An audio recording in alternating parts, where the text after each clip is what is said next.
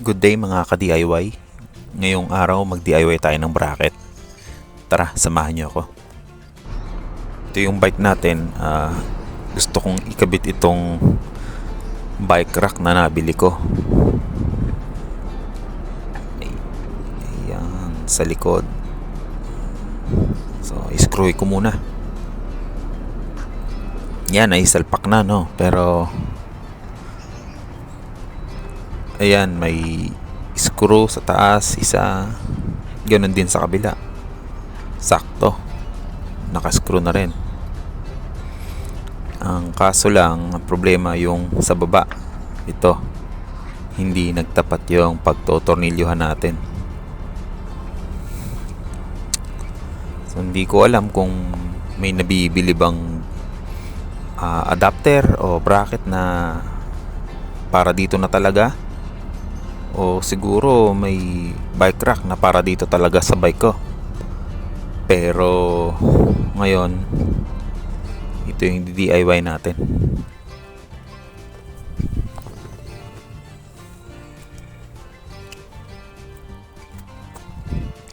So para simulan, kumukuha muna ako ng papel. Ay, mas maganda kung malinis na papel ang gagamitin nyo. Pero ito ginamit ko, kakalat-kalat lang dito sa paligid. Yung papel, gagawa tayo ng pattern. Gagamitin natin as pattern. Okay. Wala akong tagahawak eh. Ayan. Pakita ko lang kung paano ko ginagawa. Ayan.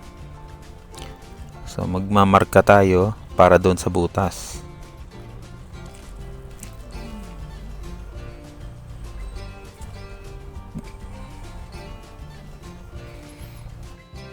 So ito na yung tatlong butas. Gagawin din natin to para do sa kabila. So hindi pareho ng bracket yang kabilaan na yan. So kailangan gawin din natin para sa kabilang side.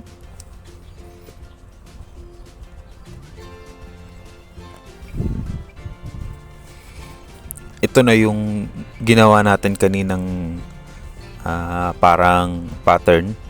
Binutas ko na rin para masubukan kung talagang magsushoot siya dun sa butas. At nagtugma naman. Hindi ko na ipapakita yung para dun sa kabila side no. Pero same process lang. Ito na nga, nakahanap tayo ng scrap nating bakal, nakakalat-kalat lang dito. Angle bar to. Kung mapapansin nyo, yung marka natin sa papel ay nilipat na natin dun sa bakal. Eto, tignan nyo yung arrow. Butasin na natin yung mga pattern natin.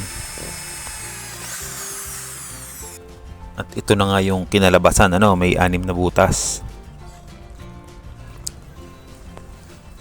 Tapos pag okay na yung butas, pag kakatin na natin yan. Paghihiwalay natin yan para sa kaliwa at sa kanan.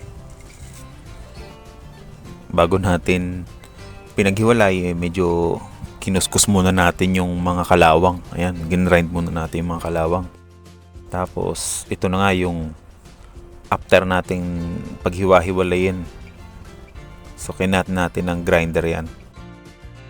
After nating tabasan, ito na nga yung kinalabasan. Nga pala guys, kapag gagamit kayo ng grinder, lagi kayong mag-goggles. Moment of truth. Sukat natin yung ating bracket dun sa bike. Yun na nga ang masaklap. Hindi siya nag-fit kasi makikita nyo natukod yung bracket na ginawa natin dun sa quick release o dun sa quick release skewer natin. So kailangan nating bawasan dito. Medyo magtatabas pa tayo ng konti dito. Yan. Sa kabilang side, tinest fit ko, ayan din. May tinatamaan din yung bracket. So ito naman, babawas din tayo dito sa side na to. At after nating magtabas pa ulit, ito na nga yung finished product natin. At subukan natin kung okay na. Ayun. Mukhang okay na to. Ayan, at na-screw na nga natin. Sakto.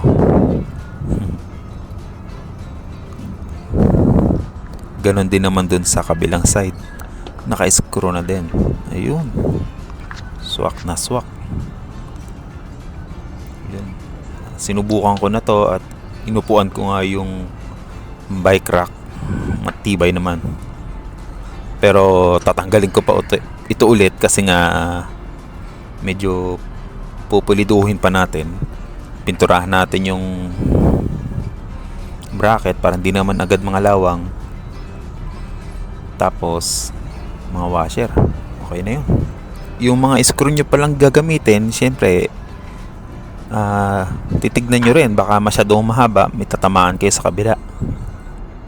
So kung mapapansin nyo, itong video na to malamang hindi eksakto sa kailangan ninyong gawin ngayon o sa project nyo ngayon, kasi itong mga video ko ay halimbawa lamang at para kapulutan ng idea.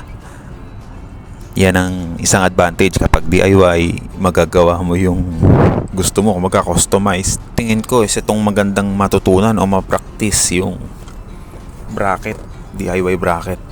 Kasi medyo madami tayong pwedeng paggamitan. Halimbawa siguro yung mga wall mount ng TV namin sa bahay, ginagawa ko na lang. Hindi na ako nabili.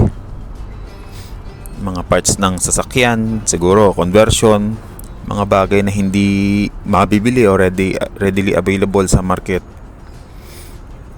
Kaya nitong aircon bracket na to.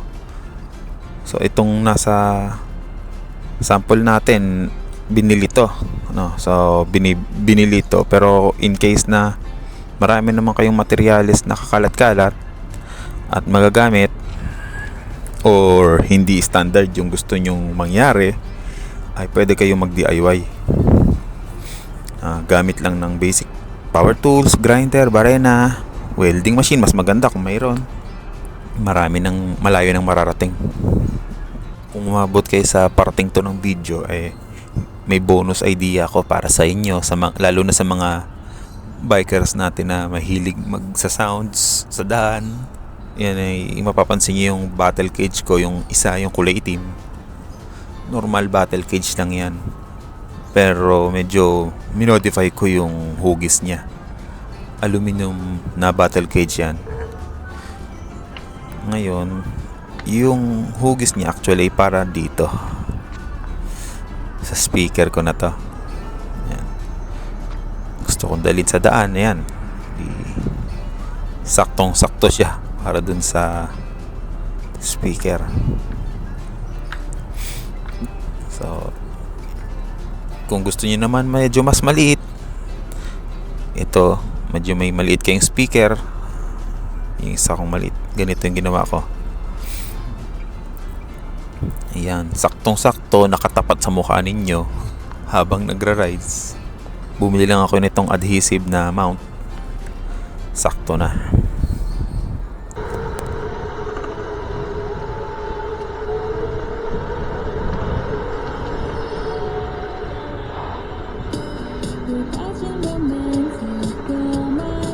Hanggang doon na lang siguro guys, no? Tuloy-tuloy lang natin yung pag-DIY natin. At tuloy din madadagdagan ng karanasan at kaalaman, idea natin sa mga materyales na magagamit natin. Okay, sige guys. Hanggang sa susunod.